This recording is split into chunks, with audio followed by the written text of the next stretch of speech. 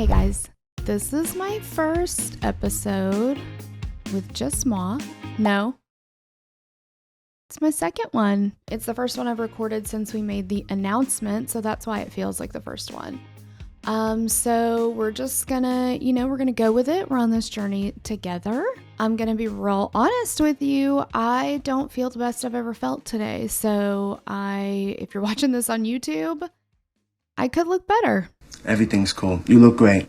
Also, we just moved, so I don't really have much going on in this room yet. I'm getting there. So, anyway. Lemonade out of lemons. Stay focused. We can do this. We do have a couple Hey Girl thanks on this episode. So we have got a big thank you to Sloane, Maddie, Tijkla. The name is spelled Tijkla, and then in parentheses it says Ty''Kla. Now my name is spelled with a Ty, but I pronounce it Torella, not Ty. But you guys know I can't read. I'm 100% an illiterate podcaster who reads for a living, so I'm really sorry. Also, I took my other earring out because it was bothering me, and now I don't know where it is, so I have one earring in on this side. Okay, great, cool. We're killing it here. Okay. And also want to give a Hey Girl thanks to Beth for writing this one up. Thank you so much. Love you. Okay. Todd Kohlhepp. He's referred to as the Amazon review killer. I actually did not know this, and we have covered this case before, like an overview. So episode 3 of the podcast, ever. And I think we said something in the episode about because look at this guy, bleh. And so we told people to go on our Instagram and comment woof under his picture if you listen to the episode.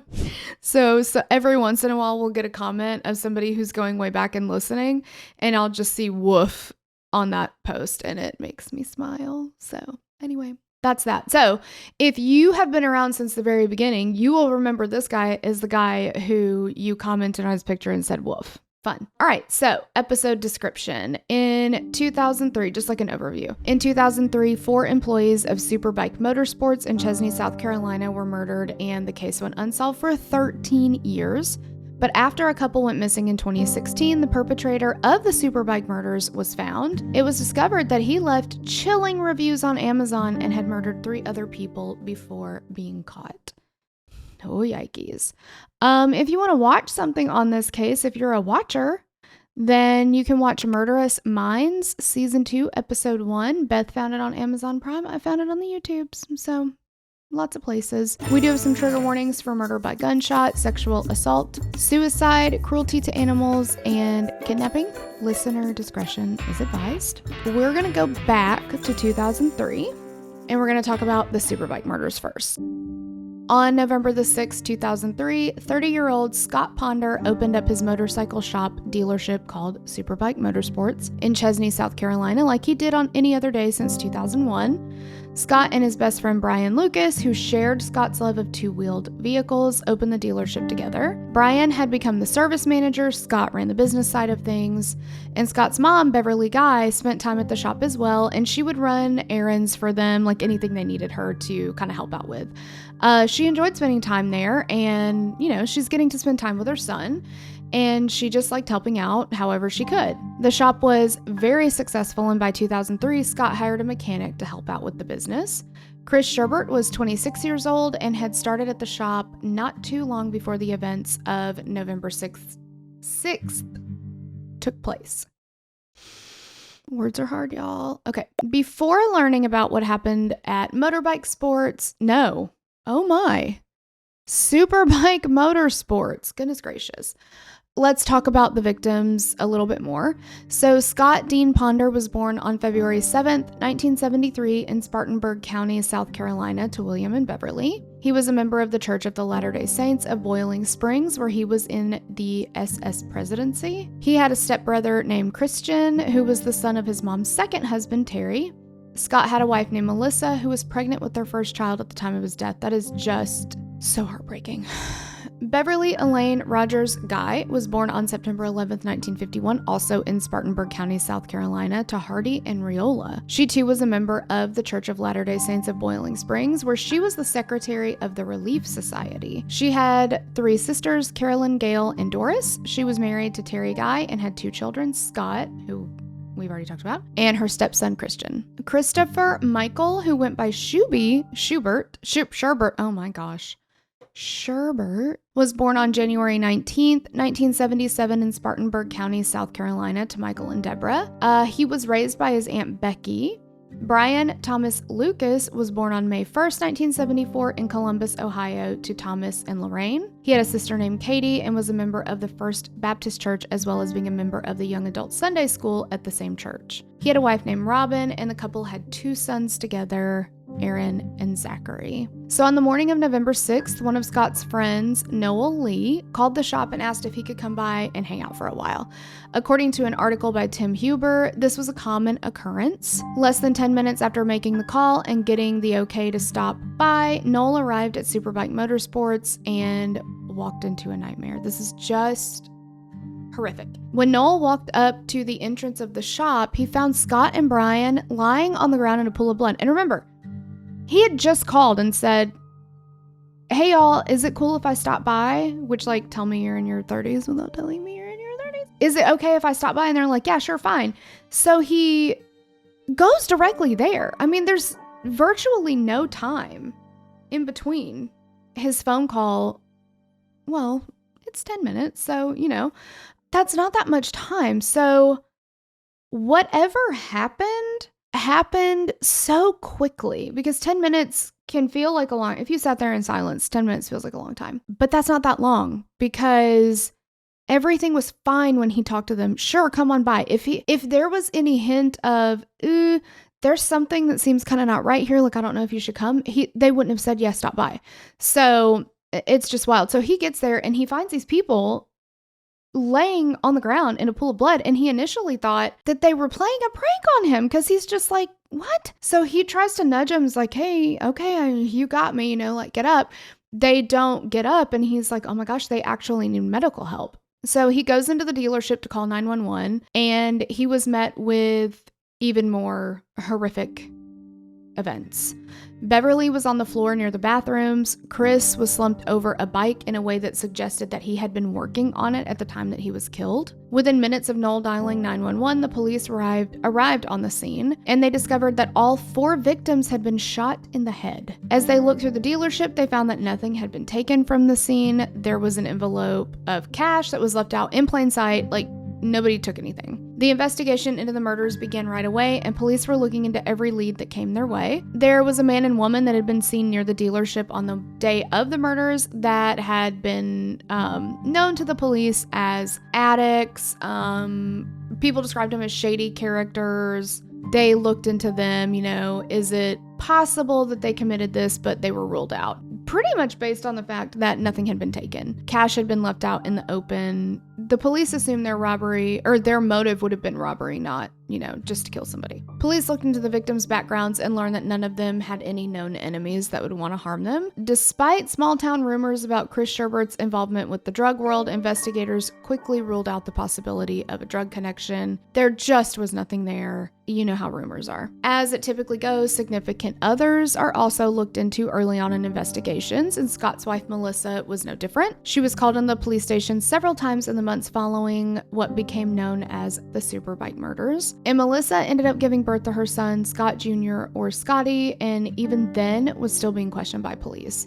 And during one visit to the station with Scotty in tow, Melissa changed his diaper during an interview, and unbeknownst to her, investigators collected his diaper for DNA testing. I understand this. I do understand this. You have to investigate everybody, but you're taking the baby's diaper. I mean, DNA had been taken from all 4 victims after their bodies were discovered, and after the DNA had been tested from Scotty's diaper, the police, they learned something that they thought was a big piece to this puzzle. Okay, so do you know how a lot of times, you will often hear police say too in cases, I don't believe in coincidences, what are the odds? What are the odds that there's a coincidence? Well, figured it was no coincidence. Just Wait, okay. The DNA test showed that Scott was not the father of Melissa's baby, but that his best friend Brian was. They confronted Melissa with their findings, and she vehemently denied that Brian was the father and was like, run the test again. That test is incorrect. The result of the second test showed that Brian was Scotty's father. After this, Melissa opted to only speak to the police with a lawyer present, and this only furthered their suspicions, which I am here to tell you right now. We don't do that here. We don't just decide somebody's guilty because they got a lawyer. Because let me tell you something. If the police have any questions for you, you better lawyer up. Please lawyer up. Please, please, please, please, please, please, please. It's just a good idea. People might think you're guilty, but it's the best idea. I promise you. Always. So 18 months go by. There's really no movement in the investigation, but the detectives are still really suspicious of Melissa. They decided to run Beverly's DNA against Scott's. And when those results came back, it was found that it wasn't a match. Which, good on them for doing this part. Because they get the test from Scotty Jr. and it matches Brian and not Scott. And she's like, what? I never had an affair. Like, I don't know what you're talking about. And so there's that old, like, I don't believe in coincidences. Nobody had a motive. Nobody else had a motive. But now there's an affair. You know? So they've, like, good on them for saying, you know what? Let's run Beverly against Scott just to be sure that there's not something fuckity going on here, you know? So they do that and it comes back as not a match. And so they realize that Scott and Brian's DNA had gotten mixed up because we know Beverly is Scott's mom, or was, unfortunately. So Scott was, in fact, little baby Scotty's father. So Melissa ended up being cleared of any suspicion after this. Police also interviewed the last person to see all 4 victims alive, which was a customer who'd been in the dealership that morning. He said that a man with little knowledge of motorcycles was in the shop and inquiring about a specific bike. He told the police that the man's behavior was off-putting, but that man was not identified and the Superbike murders remained unsolved for 13 years. It wasn't until 2016 that Todd Kohlhepp confessed to the Superbike murders after being arrested for the kidnapping of Kayla Brown and the murders of 3 other people. Okay, we're gonna talk about Todd Kohlhepp now, and like, we just have to, right? Like, there's no getting around it. Todd Christopher Samsel was born on March 7th, 1971 in Fort Lauderdale, Florida to Regina and William. When Todd was 2 years old, Regina and William divorced and Regina ended up with full custody. So he grew up in South Carolina and in Georgia with his mom, and a year and a half after the divorce, Regina ended up remarrying. When Todd was about 5 years old, his stepfather adopted him and Todd was given the last name Kohlhepp. Todd was known to be a troublesome child from a very early age. According to his mother, his behavioral problems began when he was just 15 months old. When he was in nursery school, Todd was known to be aggressive towards other children and would often destroy their property. At the age of 9, he started counseling. People described him as being explosive, and they also described him as being very preoccupied with sexual content at 9. That's concerning. Not only is that concerning, but he was cruel to animals, okay? Trigger warning again for animal abuse, okay? Skip ahead a little bit if you do not want to hear this. He killed a goldfish by adding bleach to its tank, and he also shot a dog with a BB gun. He was also kicked out of the Boy Scouts at a young age for bad behavior. While living in Georgia, he spent 3.5 months in a psychiatric hospital as an inpatient because of his inability to get along with other kids. That very aggressive, explosive behavior. It seemed very much like every teacher, educational professional, every caregiver type person that he came into contact with said, there's something not right here. We need to get this looked at.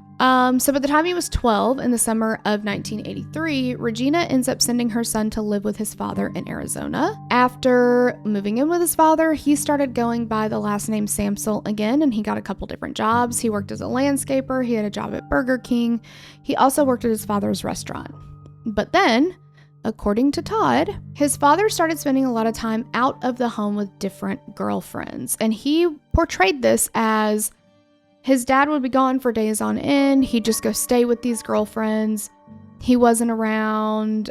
He didn't have anybody to spend any time with, right? So he didn't like that. He didn't want to do that anymore. So he tried to go back and live with his mother, but reportedly she kept finding reasons why he needed to stay there longer. And Regina said that she kind of felt like Todd wanted her all to himself. And so anytime Todd was around, she and her husband would have problems. It seemed like he was instigating issues in their marriage because he wanted her all to himself. And according to William, his dad, he says, I never spent a night away from that home. Not like that. He's saying that to give himself a reason to leave, but it did not happen that way. So, I mean, and I don't know who to believe. I do know that Todd Kohlhepp is a fucking serial killer, so probably not him. I don't know. His first crime took place while he was living in Arizona with his father. William was out of town in Nebraska for work on November 26th, 1986. Also, I mean, and I'm sure that what I heard of Williams was a snippet of an interview or something that he had, but he said, I'm almost positive his words were, I never spent a night away from that house. He's not telling the truth. But then we find out when Todd commits his first major crime, I don't think this is his first crime, but major crime, that William was in Nebraska for work. Well, that's spending a night away from the home, is it not? You live in Arizona. So again, I don't know if it was a snippet. I don't know if, whatever. But anyway, he was in fact out of town. He was working in Nebraska. So while William is out of town, Todd is 15 years old at the time. He walked to the door 3 houses down where a 14-year-old girl lived. He lured her out of her home by telling her that her boyfriend was outside and he wanted to talk to her. Hey, your boyfriend's here. He wants to come talk to you. He told me to come get you. So, I mean, she's 14, of course, but oh my gosh, it's just awful. So he gets her outside. When she finally agrees to come outside, he pulls a .22 caliber revolver. He puts it to her head. He leads her back to his house where he ties her up, tapes her mouth shut, and then he rapes her. Then he walks her back home and he says, if you tell anybody, I'm going to kill all of your siblings. Do not tell anybody what happened. And either she reported this to the police or somebody saw something, I don't know, but the police were called. And when the police get to the house, they found Kohlhepp inside his house with a rifle pointed at the ceiling. And the first question he asks when the police walk in is, how much time am I going to get for this?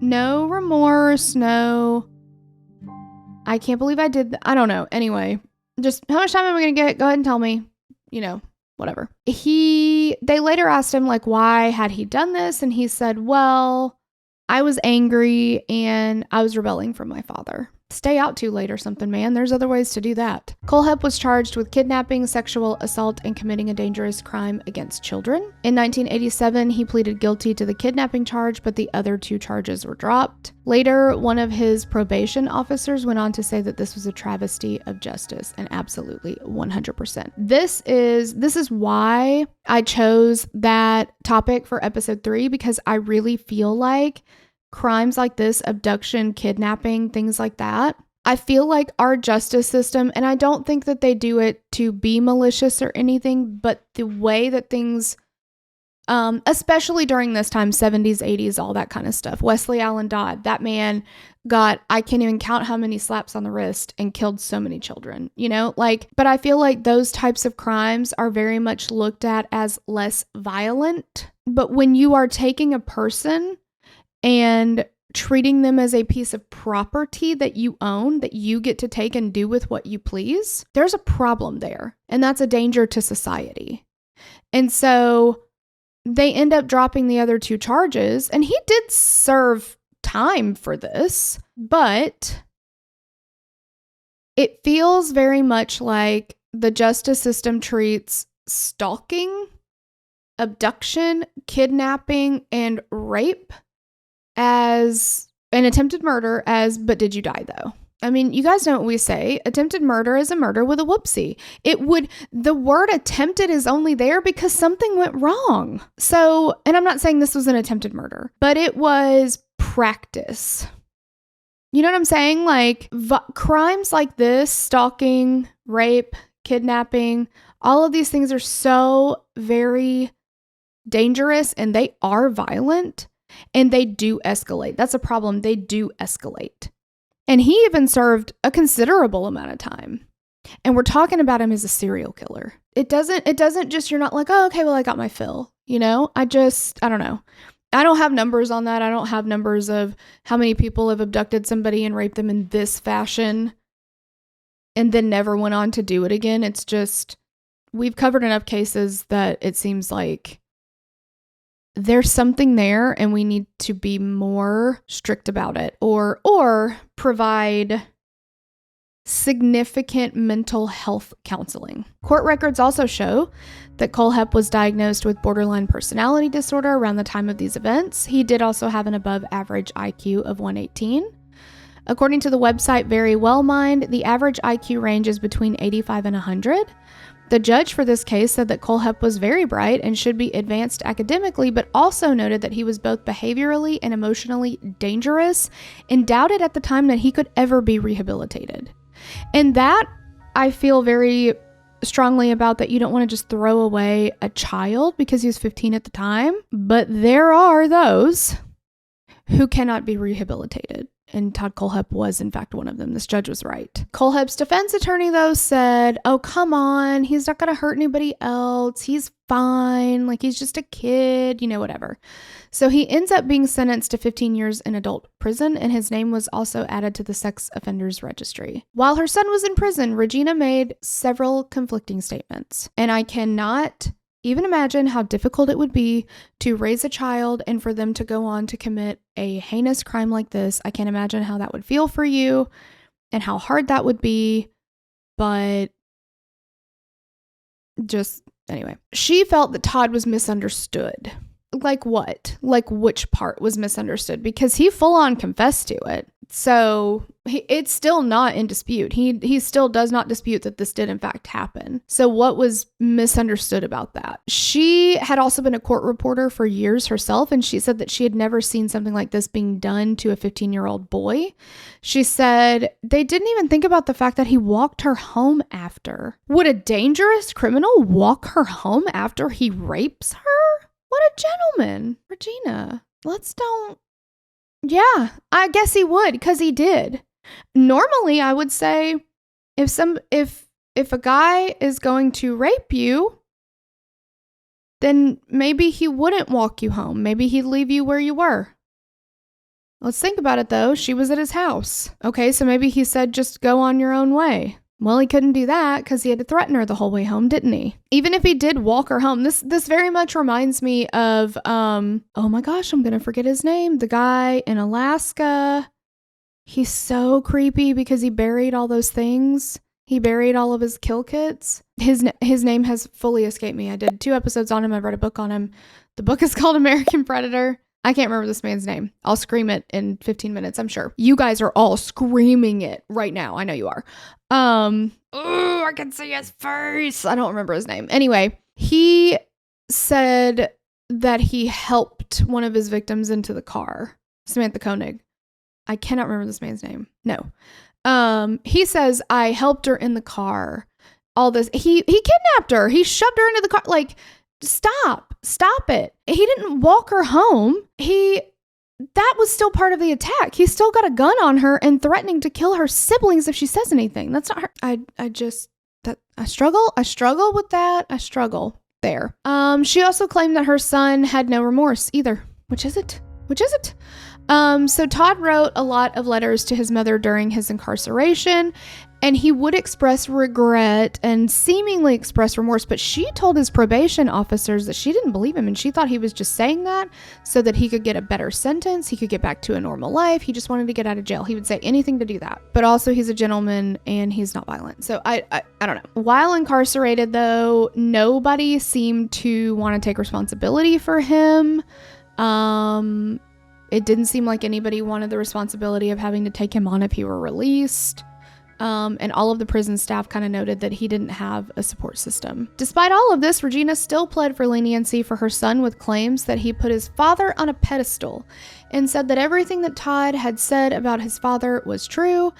And she said it's William's fault that Todd acts this way. And while serving his sentence, Todd and his mother's relationship only grew closer. A psychiatrist that saw Todd Kohlhepp during his incarceration said that he was deeply disturbed and displayed signs of an inflated ego and extreme rebellion against authority. After only 2 months of being incarcerated, Kohlhepp was cited for disobeying orders, fighting, destroying property, and striking a person. However, around the age of 20, he had settled down and his behavior seemed to improve. In August of 2001, at the age of 30, Todd Kohlhepp was released from prison after serving about 15 years. So like I said, he did serve a significant amount of time. And he was 15 at the time, and his prefrontal cortex was not fully developed and all the things. So he's 30 now. He's released from prison. His mother was living in South Carolina at the time, so he decided to move there and start looking for work. While he was in prison, he had graduated from Central Arizona College with a bachelor's degree in computer science and had also been a part of Arizona's Correctional Industries, which is a prison program that would give vocational training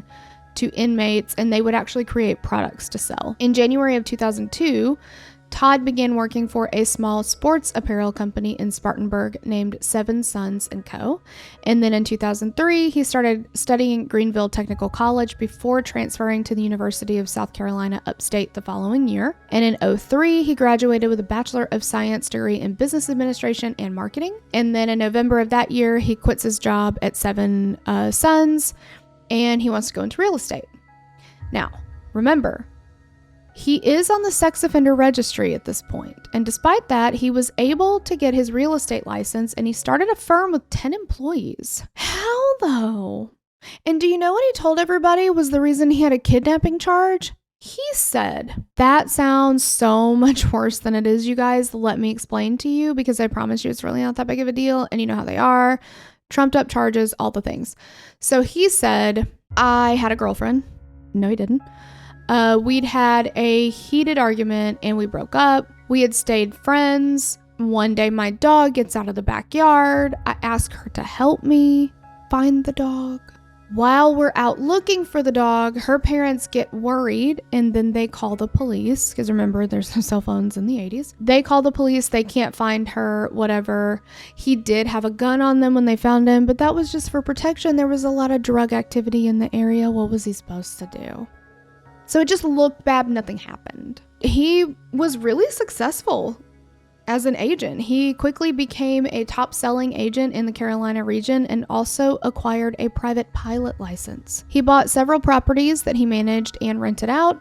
And in June of 2007, he bought his own home in Winsong Way in the Moore area of Spartanburg County, and he would run his business from there. Mortgage lenders that worked with him said he was a very effective communicator. He was a pleasure to talk to. He was great to work with. A builder that he worked with said, "Yeah, he's super personable, like easy to work with. I really enjoy it." However, clients of his have said that he was domineering, he was arrogant.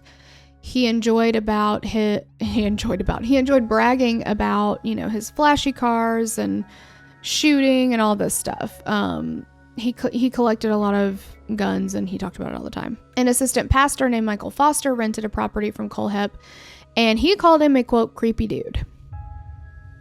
Bang on, man, like spot on. He said that he was someone who made everything about himself, and he also made everything about money. Foster sensed that he needed to stay close to Kohlhepp in order to manage his presence around him. That's concerning. A customer who had sold Kohlhepp a house said that he was pleasant but often talked about weapons, and he would slip sexual innuendo into conversations where it really, really, really did not need to be, which is most conversations, I would say. He was also described as angry and condescending, and according to a coworker, he often would watch porn at work. What are we doing? What? I'm sorry?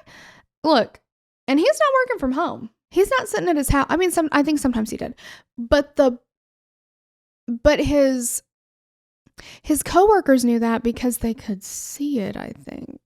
That's concerning. I think I've told you guys this story before, but one time, my husband and I went on just like a weekend trip to Tunica with our friends, and it was like our last morning there, and so we were like getting up and getting ready to leave for the day, and the guys wanted to go to the casino one more time before we drove back, right? So we're at the casino, we're walking around, and my friend is sitting at a slot machine. I forgot the word for it. And He texts us in a group text and he's like, dude, the guy sitting next to me is sitting at a slot machine just watching porn on his phone.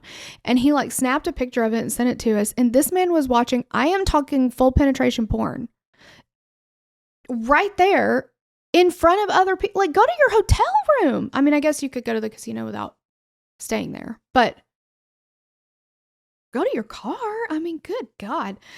Anyway, that's Todd Kohlhepp. He also had a favorite Waffle House that he would frequent, and any of the female servers that worked there were very uncomfortable having to take his order, so they would ask the male cook to come out and take his order because they didn't like talking to him. He did have an okay relationship with one server named Megan. We will talk about that later. As the years went on, Kohlhepp continued working as a real estate agent and seemed like just any other businessman in the community. Creepy, arrogant, but what are you gonna do, right? In May of 2014, he purchased a 95-acre property seemingly out of the blue and put a fence around it.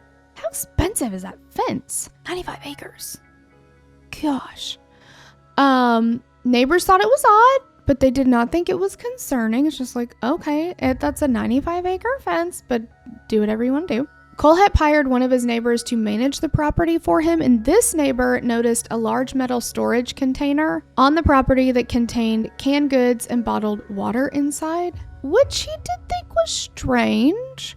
But you know, there are some people who are like bunker people, you know, like that could be like a survivalist thing, like a zombie apocalypse situation or something. I don't know. He also said that while he was putting up no trespassing signs and cutting down trees for Todd was setting up deer camera and bear traps throughout the property. Around that time that Todd had bought this property, an Amazon account was created, and this Amazon account is buying all kinds of things, and this is Todd's Amazon account. The things that he was buying on Amazon, which we've talked about, like the murder aisle in Walmart, right? When people like go and they're like, I got a tarp, I got bleach, I got cleaning supplies, I got a big tote, I got, a rope, I got this, I got that, whatever. Okay. So Todd's going digital with it, and he's ordering his stuff from Amazon. So he gets padlocks, tactical gear, targets, knives, gun accessories, and books about snipers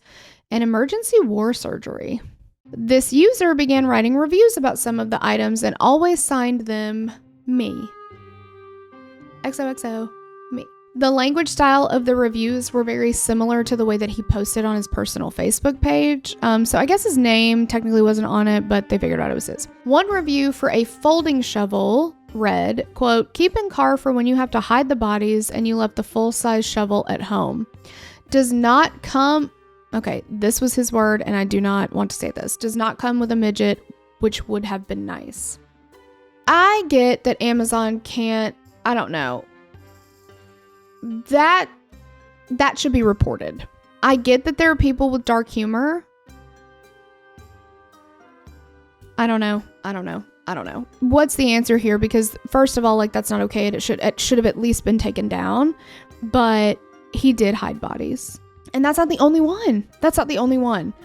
Another for a stun gun read, quote, seriously trying to find a reason to zap one of my agents for being lazy. It's going to be the new office motivational tool. A review for a chainsaw said, quote, works excellent. Getting the neighbors to stand still while you chase him with it is hard enough without having an easy to use chainsaw. He also purchased items such as perfume, plush toys, and the Walking Dead box set. In August of 2015, he made a Facebook post stating that he wanted an Ebola virus snowstorm to hit the world of humans. He also posted about bad drivers, his work, and rounding up illegal aliens and deporting them. What a stand-up guy. Yeah.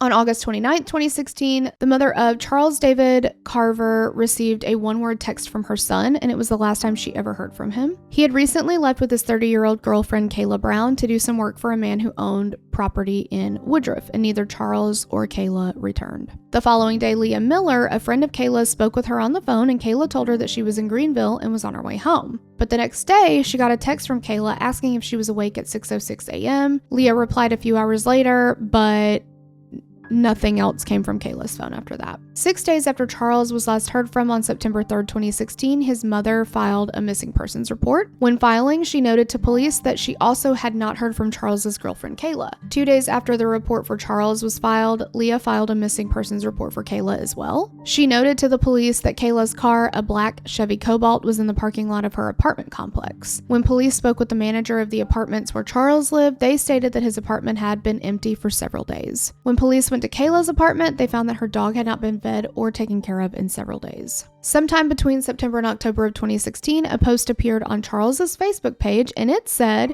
he and Kayla were fine, they had gotten married. But friends and family did not believe this, and they were suspicious. And the police were also suspicious, and they were not buying that shit for a second. And they traced both Charles's and Kayla's phone signals in November, and this led them to the 95-acre property that Todd Kohlhepp owned. The police started searching the property, and on November 3rd, they found a metal storage container and heard banging coming from the inside. When they opened the container, they found Kayla Brown inside with her hands and ankles shackled and a chain around her neck, and she told the police that she'd been locked in the container for 2 months.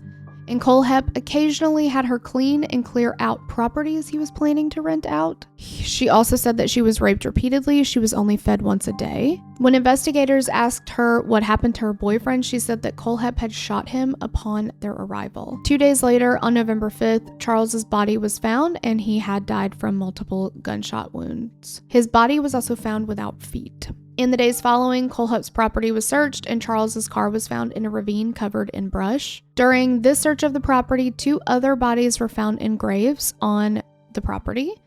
They were identified as 29-year-old Johnny Joe Coxey and his wife, 26-year-old Megan, who was the waitress at Waffle House that Kohlhepp frequented. The couple were residents of Spartanburg and had been missing since December 22nd, 2015. They were allegedly hired by Kohlhepp to work on his property, but instead he had killed them. Kohlhepp first killed Johnny, and about a week later, around Christmas, he ended up killing Megan. Johnny had been shot in the torso, and Megan had been put in the same container that Kayla was found in. Johnny Joe Coxey was born on May 20th, 1987 in Greenville, South Carolina, to parents Cindy and Johnny Sr.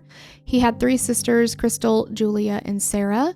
He married Megan Lee McGraw Coxey, who was born in 1991 on February 14th, 2012. Johnny had 2 children, Jonathan and Madeline, and a stepson named Andrew. Todd Kohlhepp was arrested shortly after Kayla Brown was discovered on his property, and Kayla had told police that Kohlhepp had confessed to her that he was the killer behind the Superbike murders. He really didn't think they were going to find her.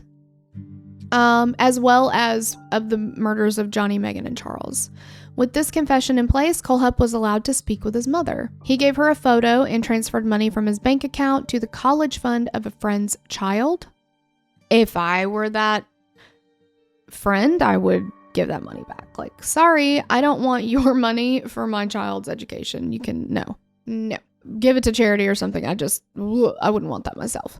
When speaking with Regina, he allegedly told her everything and said that he shot each Superbike victim once in the head. He also told Regina that there were many other victims and he didn't have enough fingers to count them. He told her that he shot another person in Arizona as well. Police also searched his home and they found several weapons, including 9mm pistols with suppressors, semi-automatic rifles, and an abundance of ammunition. There was no record of any background check being performed under his name, so it determined that he likely obtained these weapons illegally. This is also the time they discovered his chilling Amazon reviews.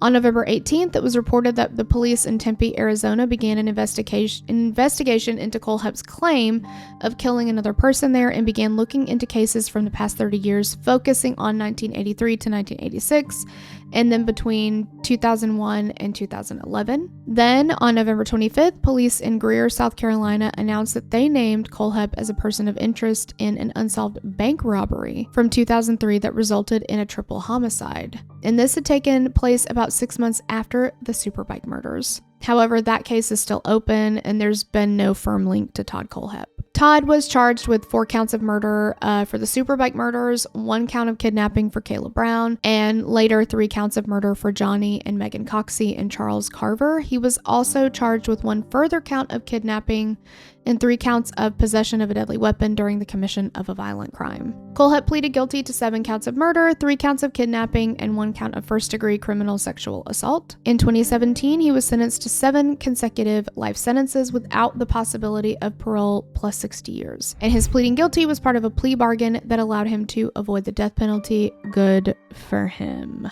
Now, before we discuss the aftermath of the case, I would like to tell you about Charles David Carver. He was born on November 9th, 1983 in Anderson, South Carolina, and he worked as a press operator at First Quality Tissue. He was a former member of the Army National Guard and was a former Explorer cadet with the Anderson County Sheriff's Office. He was an avid pool player and enjoyed authoring books, and at the time of his death, he was in the process of completing his 5th mystery. In the wake of Kohlhepp's arrest and conviction, Chuck Carver, Charles's dad, and Tom Lucas, Brian's dad, have been traveling the state of South Carolina together to speak with legislators and prison officials about several topics. They discussed the death penalty, victims' rights, and the South Carolina Department of Corrections struggle to closely monitor their prisoners. They do this in the hopes of making the next person's circumstances easier. In August of 2018, Kayla Brown was awarded $6 million from Kohlhepp's estate after filing a lawsuit against him for damages. A psychiatrist testified on her behalf, stating that Kayla would need therapy and medication for years to come to cope with the trauma that she experienced after being locked up and assaulted for 65 days. Absolutely.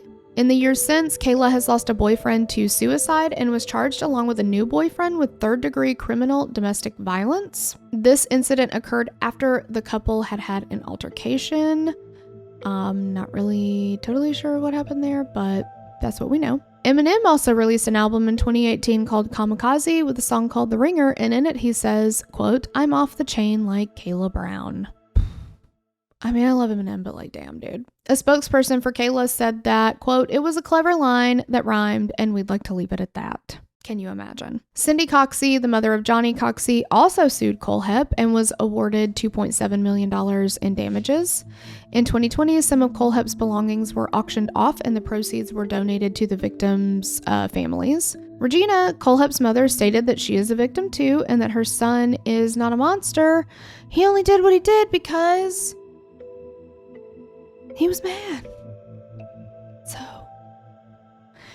again, I don't know what it would be like to raise a child, somebody that you love. You know, I think about my boys and I love every ounce of their being, and no matter what they do, I will always love them. But there is a place for accountability. There is a place for this is not okay behavior, and we're not going to make excuses for murdering people. He was mad. Okay. For everyone who says men are not emotional. Well, he was mad. That's an emotion. He was angry. That's an emotion. He threw the biggest temper tantrum there is and he murdered people about it. And they didn't do anything to him. So, I don't know. That's just, again, not easy, but not helpful either. Not helpful. But yeah, that's the case, you guys. And let me know what you think. You know, you can comment woof on any of it if you want, because honestly, woof. Love you guys.